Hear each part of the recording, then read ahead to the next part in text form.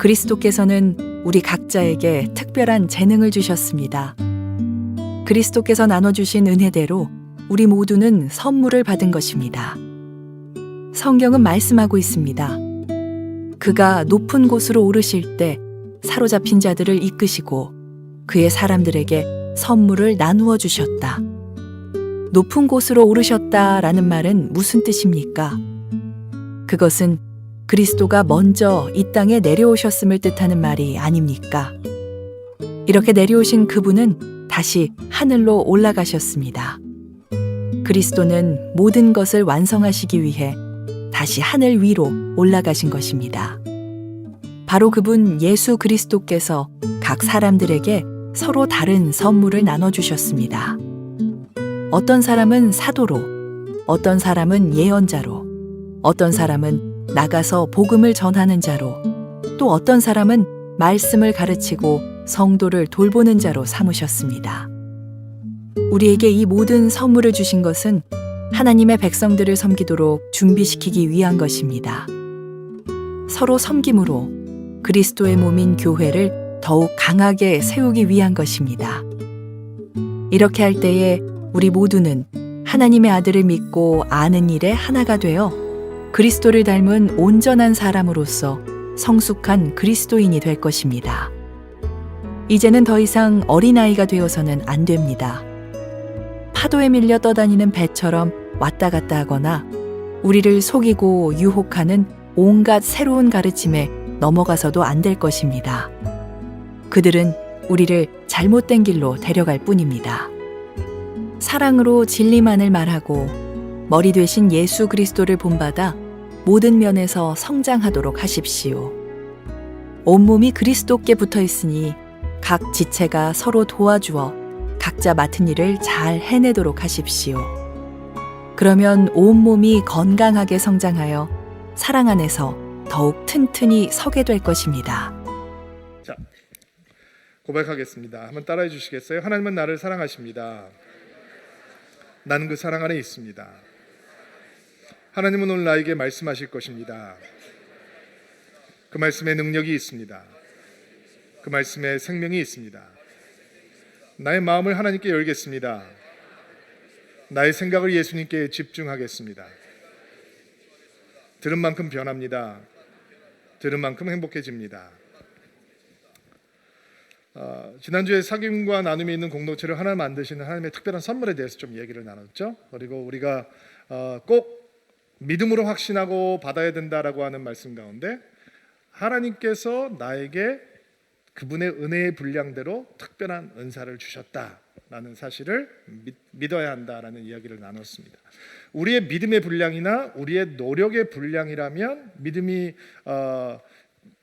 은사가 있고 없고 다를 수 있지만 하나님의 은혜의 분량이라면 하나님의 풍요로운 사랑의 분량대로 그 선물이 주어진다면 모든 거듭난 사람들에게 하나님께서 그분의 은사를 부어주신다라고 이야기를 나누었습니다. 왜 은사를 부어주시느냐? 하나님의 백성을 섬기게 준비시켜주기 위해서 부어주시는 것이고 그리스도의 몸된 교회를 더욱더 강건하게 세우기 위해서 부어주시는 것이고 또 우리가 예수를 닮은 온전한 성숙한 그리스도인이 될 수 있도록 하나님께서 우리에게 은사를 부어주신다라고 얘기를 했습니다. 오늘은 그 은사가 어떻게 주님을 향한 그리고 주의 몸된 교회를 향한 섬김으로 이어질 수 있을까라고 하는 이야기를 좀 나누면서 은혜를 나누려고 합니다. 주의 몸된 교회가 얼마나 아름다운 곳이냐면 똑같은 상황과 똑같은 사건 속에서 은사가 각기 다르게 나타납니다. 제가 이 재미있는 시나리오를 한번 연출을 해볼게요. 자, 우리가 세례식을 여기서 앞에 거행하고 있는데 세례식을 준비하는데 보통 장로님들이 이렇게 성수를 들고 올라오셔서 집례를 도와주시잖아요. 자, 이렇게 상상을 해보세요. 여기 사람들이 쭉 무릎을 꿇고 앉았는데 세례를 돕기 위해서 성수를 들고 올라오시던 장로님께서 요 앞에서 미끄러지셔서 이제 벌렁 뒤로 이제 넘어지시는 장면을 그려보세요. 그리고 이게 성수가 그냥 다 쏟아지고 쾅 하고 이제 넘어지신 거예요. 굉장히 당황스러운 사건이 벌어졌죠. 자, 이런 상황 속에서 여러분들이 이렇게 많이 계신데 여러분의 은사가 다 다르게 드러나는 거예요. 먼저 섬김의 은사가 있는 사람은 어떻게 반응하느냐? 걸레를 들고 뛰어 올라가는 거죠. 이렇게 괜찮아서 막 물건을 닦는 거예요. 자, 리더십의 은사가 있는 사람은 이럴 때 어떻게 반응하느냐? 김 집사님 빨리 올라가서 저 물건을 닦으세요. 이 집사님 가서 새롭게 물을 가져오세요. 세례식을 진행해야 되니까 박 집사님 가서 빨리 장로님 모시고 내려오세요. 가서 다른 장로님한테 빨리 준비해달라고 부탁하세요. 이게 딱 가름마가 타지는 거죠. 긍휼의 은사가 있는 사람은 어떻게 반응하느냐? 넘어지는 순간부터 눈물을 글썽이기 시작하는 거예요. 어떡해 우리 장로님 어떡해. 행정의 은사가 있는 사람은 어떻게, 도움의 은사가 있는 사람은 어떻게 반응하느냐? 혼자 이렇게 생각을 하는 거예요. 저런 사고가 생길 수 있구나. 다음에 세례식을 할 땐 저런 사고가 없도록 내가 미리 위에 올라가서 이게 뭐 흐른 게 없는지 확인을 해야 되겠다. 장로님들에게 장로님 혹시 미끄러지실 수 있으니 세례식 집례를 도울 때는 미끄러지지 않는 밑창이 있는 신발을 신어주세요 라고 공지를 해드려야겠다.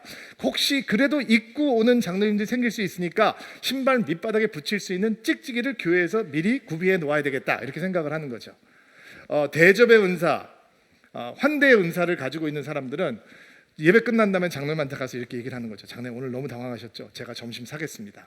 가서 식사하십시다. 격려와 위로의 은사가 있는 사람이 어떻게 반응을 하느냐? 끝난 다음에 장로님에 찾아가서 이런 얘기를 하는 거죠. 장로님 오늘 너무 힘드셨죠? 저도 마음이 너무너무 안타까웠어요. 근데 장로님 넘어지시는 모습이 너무 멋지셨어요. 만약에 제가 성수를 들고 가다 넘어져야 한다면 저는 꼭 장로님처럼 넘어지고 싶어요. 이렇게 얘기를 하는 거죠. 중보기도의 은사가 있는 사람은 어떻게 하느냐? 넘어지는 순간부터 기도하기 시작하는 거죠. 하나님 이것은 영적인 전쟁입니다.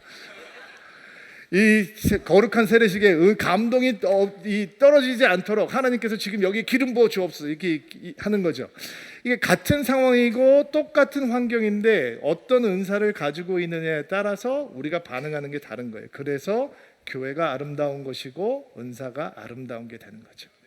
다양한 은사가 모여서 하나가 될 때 하모니가 되는 것이고 역사가 되는 것이고 능력이 되는 거예요.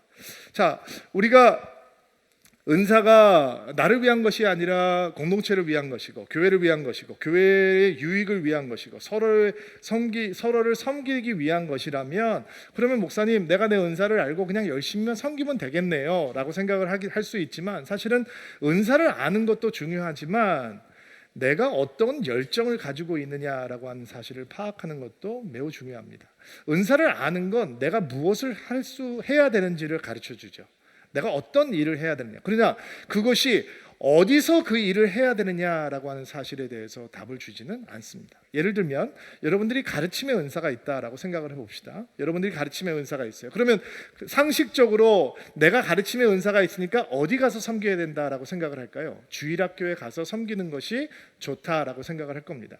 그래서 주일학교에 들어갑니다. 아이들과 함께 성경을 가르치고 하나님에 대해서 가르치기 위해서 들어가요. 근데 내 마음속에 기쁨이 없어요. 주일이 두려워지기 시작하는 거예요. 막 식은땀이 나요. 나는 열심히 가르쳐주는데 애들은 멍하니 앉아 있어요. 애들이 내 말에 귀를 기울여 주지 않아요. 그리고 나도 그들과 함께 하는데 행복하지 않지만 그 아이들도 나를 함께 하면서 행복하지가 않아요. 내 마음속에 기쁨이 없어요. 열매도 없어요. 근데 참 이상하죠. 내가 가르침의 은사가 있단 말이에요. 그런데 우연치 않게 부서 이동을 하게 됐어요. 내가 아이들하고 같이 말씀을 나누는 자리가 아니라 대학생 청년들하고 말씀을 나누는 자리에 들어갔다고 생각을 해보세요. 근데 마음이 설레는 거예요. 아이들이 눈이 반짝이기 시작해요. 내가 가르치니까 애들이 질문을 하고 심각한 고민들을 나누기 시작하고 아이들과 밤늦게까지 대화하고 토론하고 그리고 아이들이 내가 가르치는 클래스에서 막 회심하고 변화되고 성령 충만함을 받고 뜨거워지기 시작하는 거예요. 너무 이상하잖아요. 한쪽에서는 열매가 없고 한쪽에서는 열매가 있고 이 사람은 본인의 열정이 아이들이 아니었던 거예요. 본인의 열정은 청년이었던 거예요. 어떤 사람은 재소자들을 향해서 열정을 가지고 있는 사람들이, 어떤 사람들은 노인들을 향해서 열정을 가지고 있는 사람들이 있고 어떤 사람들은 미혼모를 향해서 열정을 가지고 있는, 다 열정이 다른 거죠. 그 열정이 무엇인지를 찾을 때 내가 가지고 있는 은사를 어디서 쓸 수 있는지를 확인할 수 있는 것이죠. 내가 내 은사를 알고 내 열정, 내 영적인 부담이 어디 있는 것인지를 알 때 우리가 온전히 하나님 앞에 내 은사를 드릴 수 있다는 거예요. 여러분, 월드비전을 만든 반 피어스 목사나 그리고 컴패션을 만든 그 에버렛 스완슨 목사 같은 사람들은 열정이 뭐예요? 고아들, 한국 전쟁에서 터져나왔던 그 수많은 고아들, 그들이 열정이기 때문에 가만히 있을 수가 없었던 거예요. 워터게이트 사건에 연루되어서 감옥에서 주님을 만나게 되었던 척 콜슨이라고 하는 사람은 그가 이전에는 그의 열정이 권력이고 꿈이 이 야심이고 성공이었다면 그가 예수님을 만난 다음에는 그의 열정이 무엇으로 바뀌냐면 감옥에 들어가 있는 사람들, 죄수자들을 위해서 프리즌 펠로우십 미니스트리를 만들고 평생 80세에 하나님의 부르심을 받을 때까지 매 부활절마다 그냥 죄수자들과 함께 예배를 드리면서 그들을 위로하고 그들을 하나님 앞에 인도하는 열정을 가지고 있었던 거죠. 많은 사람들이 사랑하고 존경하는 마더 테레사, 그분의 열정은 뭐예요? 칼커타에서 가장 가난한 사람들, 가장 불쌍한 사람들 옆에 가야 되겠다라고 하는 것이 그의 열정인 거죠. 내가 우리 은사를 알 때 내가 무슨 일을 해야 되는구나라고 알 수 있는 것이고, 내가 내 열정이 무엇인지 알 때 내가 어디서 그 일을 해야 되는 거구나라고 파악할 수 있게 되는 것이죠. 그런데 이 열정이라고 하는 것을 파악하게 될 때 우리가 조심해야 될 것이 한 가지 있는데, 내가 가지고 있는 열정을 다른 사람들도 동일하게 가지고 있어야 된다라고 하는 이런 이기적인 기대감을 버려야 된다는 거예요. 나는 미혼모를 향해서 마음을 가지고 있는데 다른 사람이 없을 때 내가 정죄하고 판단하고 그 사람의 믿음을 별 볼 일 없다라고 생각할 수 있지 않습니까? 제가 미국에 있을 때 어떤 분이 저희 교회 가운데 계셨냐면, 그 가정 폭력이나 이런 그 불우한 환경 때문에 아이들이 잠시 부모의 집을 떠나서 위탁 가정에 가서 살아야 되는 경우가 생기잖아요. 그 포스터 케어를 연결해 주는 일을 하고 있는 성도님이 계셨어요. 그런데 그분이 그런 열정이 있으니까 그런 일을 하고 계시는 거겠죠. 어느 날 그분이 저를 찾아와서 이런 얘기를 하시는 거예요. 목사님, 제가 이런 일을 하고 있는데 우리 교인들이, 특별히 우리는 영어를 하는 2세들이니까 그 2세들이 우리 가정들을 그 퍼스터 케어하는 위탁 가정으로 좀 열게 목사님께서 캠페인을 좀 해주시길 바란다는 거예요. 또 그 불우하게 자라고 있는 아이들이 지옥 같은 집에서 지금 살고 있는데 위켄드가 되면 우리 평범한 가정, 그냥 사랑이 넘치는 가정에 와서 1박 2일 정도 이렇게 사랑받고 돌아갈 수 있는 그런 프로그램을 할 수 있도록 교인들이 그런 일에 헌신을 하게 해달라라고 부탁을 하는 거예요. 그래서 저는 그때 그분에게 뭐라고 말씀을 드리냐면, 자매님, 그런 일을 하기 위해서 너무 좋은 생각이고 너무 좋은 사역의 기회인데 그런 사역들을 자세하게 소개할 수 있는 시간의 여유가 필요하고, 그 일에 헌신하기 원하는 부모뿐만 아니라 그 집의 아이들까지도, 왜냐면 아이들이 와 있어야 되니까 아이들까지도 영적으로 훈련하고 그 일을 가르쳐 줄 수 있는 일들이 필요하고, 또 1박 2일 그 아이들을 데려다가 우리 집에 머물다가 돌려보낸다면 우리 집에 있을 땐 너무 화목하고 좋은데 자기 집에 돌아가면 또 막 폭력이 난무하고 욕설이 난무하고 이런 집이니까 거기로 돌아갔을 때 이 아이들이 어떻게 그 문화적인 충격이나 이런 것들을 감당할 수 있을지, 그 아이들을 어떻게 케어할지를 우리가 먼저 준비한 다음에 그 일을 진행하면 좋겠습니다. 이렇게 말씀을 드렸어요. 그리고 캠페인을 시작했는데 이 발런티어가 한 명도 안 나오는 거예요. 아마 내가 해보지 않은 일이기 때문에 익숙하지 않아서 두려움이 있었던 것 같고, 또 그 험한 가정에서 자랐던 아이들이 우리 집에 들어와서 우리 아이들과 같이 살아야 되니까 거기에 대한 부담감도 있었던 것 같아요. 그런데 이분이 이제 우리가 아직 준비 안 됐구나라고 해서 기도하면 괜찮은데 이제 마음이 언짢아지신 거죠. 이 일이 중요한 일이고 하나님께서 기뻐하시는 일인데 왜 이 사람들이 이거를 안 하냐라고 하면서 이제 마음이 불편해지셨어요. 열정이 다른 거죠, 여러분. 그 사람들은 그런 아이들을 향해서 열정을 가지고 있는데 다른 사람들도 내가 가지고 있는 열정을 똑같이 가져야 된다라고 생각하는 순간, 여러분, 그거는 진짜 이기적인 기대감이 되는 것이죠. 여러분, 기억해야 합니다. 하나님께서 우리 각자에게 다른 은사를 주셨어요. 아멘이죠. 하나님께서 우리 각자에게 다른 열정을 주셨어요. 또 아멘이죠. 그러니까 교회가 아름다운 곳인 거예요. 교회가 능력 있는 곳인 거예요. 왜냐하면 여기에 열정이 다 다르거든요. 그러니까 교회는 한 가지 일이 아니라 많은 일, 다양한 일들을 할 수 있게 되는 것이죠. 그래서 그것이 교회의 힘이고 교회의 능력이 되는 거예요. 자, 그렇다면 우리가 가지고 있는 은사와 우리가 가지고 있는 열정이 어떻게 하나님을 향한 섬김으로, 교회를 바로 세워가는 섬김으로 이어질 수 있는가? 오늘 제가 3가지 영적인 원칙을 좀 전해드리려고 해요. 자, 14절 말씀 볼게요. 14절 말씀 한 목소리로 읽어주시겠어요? 시작. 이제는 더 이상 어린아이가 되어서는 안 됩니다. 파도에 밀려 떠다니는 배처럼 왔다 갔다 하거나 우리를 속이고 유혹하는 온갖 새로운 가르침에 넘어가서도 안 될 것입니다.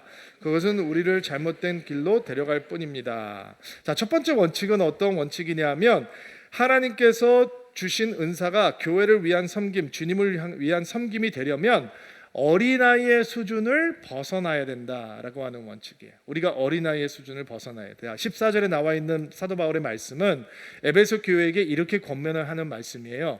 그들이 복음을 받고 예수의 사람이 되었는데 거짓 교사들이 있었거든. 당시에 와서 교묘하게 거짓된 복음을 전하는 교사들이 있었는데 그 거짓된 새로운 가르침을 향해서 마음도 열지 말고 귀도 열지 말고 그들에게 이리 휘둘리고 저리 휘둘리지 말라라고 하는 권면의 말씀이에요. 그런데 그 권면의 말씀이 해석학적으로는 그런 권면의 말씀인데 지금 우리가 나누고 있는 이 주제, 우리가 가지고 있는 은사와 열정을 어떻게 하나님을 향한 섬김으로, 교회를 향한 섬김으로 만들 수 있을까라고 하는 주제 안에서 이 말씀을 묵상해 볼 때 우리는 이렇게 적용해 볼 수 있겠죠.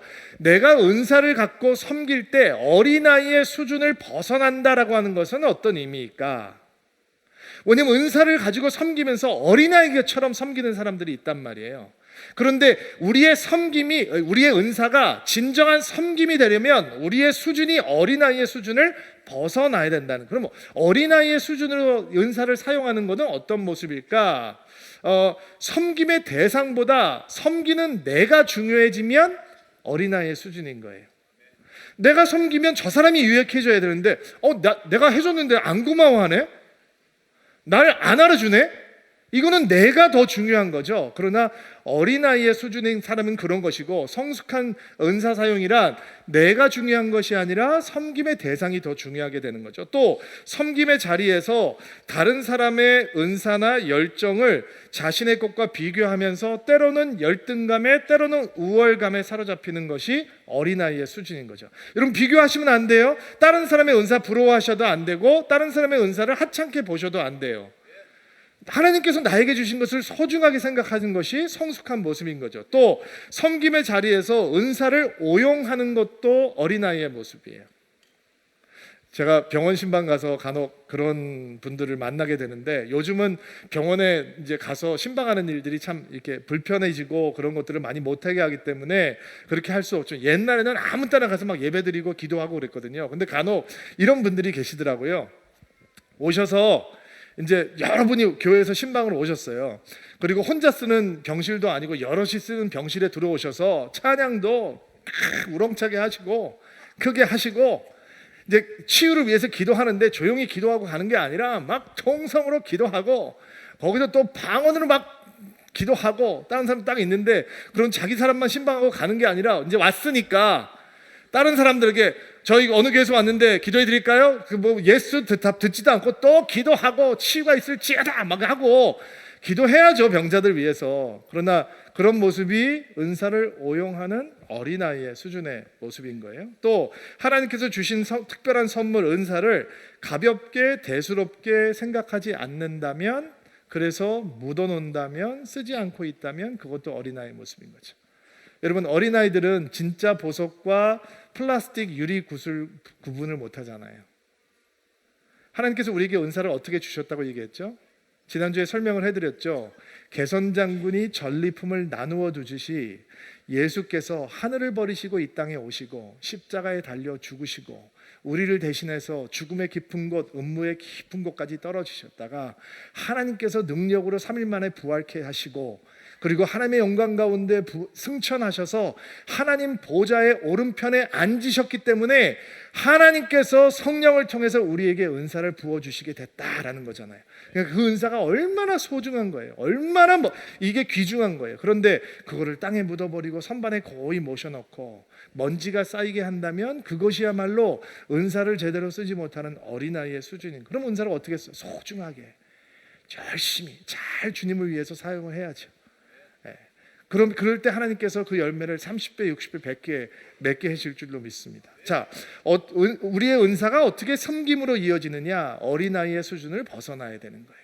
자, 두 번째 15절 말씀 읽어볼게요. 시작. 사랑으로 진리만을 말하고 머리 대신 예수 그리스도를 본받아 모든 면에서 성장하도록 하십시오. 자, 하나님께서 우리에게 주신 특별한 선물, 은사가 섬김으로 이어지려면 그 은사 사용을 통해서 예수 그리스도를 본받는 성장이 있어야 돼요. 예수 그리스도를 본받는 성장이 있어야 된다. 자, 지난주에도 우리가 은사를 써서 사람들을 섬길 때 그것이 예수를 닮아가는 길이 된다라는 이야기를 나누었어요. 우리의 은사가 진정한 섬김이 되려면 그 은사를 사용하는 자리에서 예수님을 닮아가는 성장이 있어야 돼요. 자, 이렇게 생각을 해보세요. 어느 성도가 주차 봉사를 한다라고 생각을 합시다. 날씨가 추워요. 얼마나 추운지 모르겠어요. 근데 막 덜덜덜 떨고 추위가 오니까 마음에 이런 생각이 드는 거예요. 왜 이 교회는 남자들이 이렇게 주차 봉사를 안 하지? 저 사람은 왜 집사인데 셀장인데도 나는 평신도인데도 이렇게 바깥에서 수고하고 있는데 왜 저 사람들은 와서 도와주지 않지? 왜 맨날 나만 이렇게 고생하지? 나도 똑같은 성도인데 나 바보 아니야? 내가 왜 이런 짓을 하고 있지? 나 이제 그만해야 되겠다 이렇게 생각을 하는 거죠. 그러면 그 섬김을 통해서 예수 그리스도까지 자라고 있을까요? 개역 성경에 보면 그분까지 자라라라는 표현으로 등장하거든요. 그럼 그런 섬김이 우리를 예수의 마음까지, 예수의 태도까지, 예수의 삶까지 자라게 도와주나요? 자, 어떤 분이 여름에 어린아이 캠프에 가서 섬기시는 거예요. 날씨가 너무 더우니까 힘이 들어요. 지쳐요. 그리고 보면서 또 길고 막 너무 힘이 드니까 혼자 이렇게 스스로 생각을 하는 거죠. 내가 휴가까지 이렇게 내면서 아이들 와서 섬기고 있는데 이게 너무 힘들다, 지친다. 우리 셀에 있는 그 자매는 주일학교 교사인데 캠프도 오지도 않고 자기 여름 휴가 때 잘 놀러 다니더만 나는 왜 맨날 이렇게 내 휴가 쓰면서 이렇게 고생을 내가 사서 하지? 정말 힘들다. 나도 이제 그만해야 되겠다. 이런 생각을 갖게 되는 거예요. 자, 그러면 이 섬김이 그 자매를 그리스도의 분량까지 성장하게 도와주나요? 섬기고 있잖아요. 예수 그리스도까지 자라게 해주고 있나요? 근데 똑같은 시나리오인데 한번 다르게 생각을 해보자고요. 어느 남자 성도님이 주차 봉사를 하세요. 너무 추워요. 발끝도 얼고 손끝도 얼고. 그리고 주차 봉사를 하면서 이런 생각을 하시는 거예요. 오늘 날씨가 너무 추워서 성도들이 예배하러 오기가 너무너무 힘들겠다. 내가 조금 더 주차 봉사를 더 원활하게 잘해서 사람들이 빨리빨리 들어가고 예배 드릴 수 있도록 해야 되겠구나. 그래도 내가 추위를 덜 타니까 이렇게 하지, 추위를 덜 타면 이것도 못할 텐데 하나님, 내가 건강한 몸이 있어서 너무 이렇게 봉사할 수 있어서 감사하네요.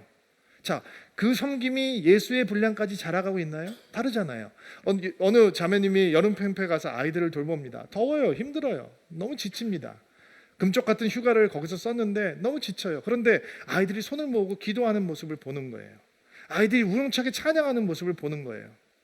여러분, 제가 이번 주에 회의를 하다가 우리 올스타를 맡고 있는 문현철 전사님이 지난주에 학부모 초청 예배 어떻게 잘 됐냐 그러니까 우리 문현철 전사님이 저한테 이런 얘기를 하더라고요. 목사님, 부모님들이 우리 애들이 예배하는 모습을 보고 감동받았습니다.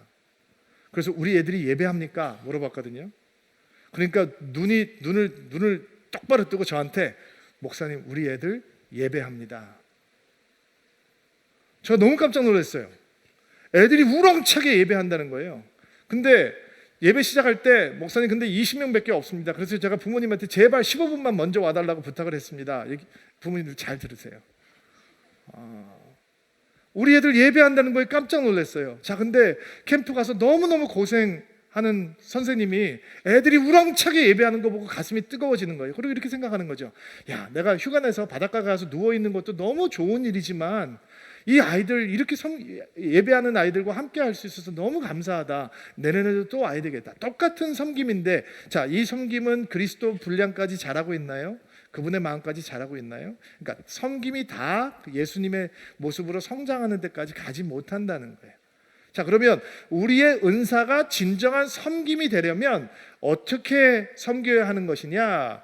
우리의 섬김의 자리에서 은사가 사용될 때 예수까지 자라갈 수 있도록, 예수 마음까지 자라갈 수 있도록, 예수를 닮는 데까지 자라갈 수 있도록 쓰는 것이 진정한 섬김이 된다는 거예요. 자, 16절 말씀, 세 번째 원칙 같이 한번 읽어볼게요. 시작.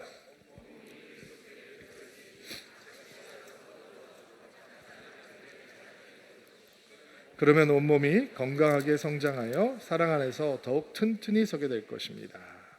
자, 하나님의 특별한 선물, 은사가 교회를 위한 섬김, 주님을 위한 섬김이 되는 것은 온전한 협력을 통해서만 가능하다라는 것이 또 다른 원칙입니다.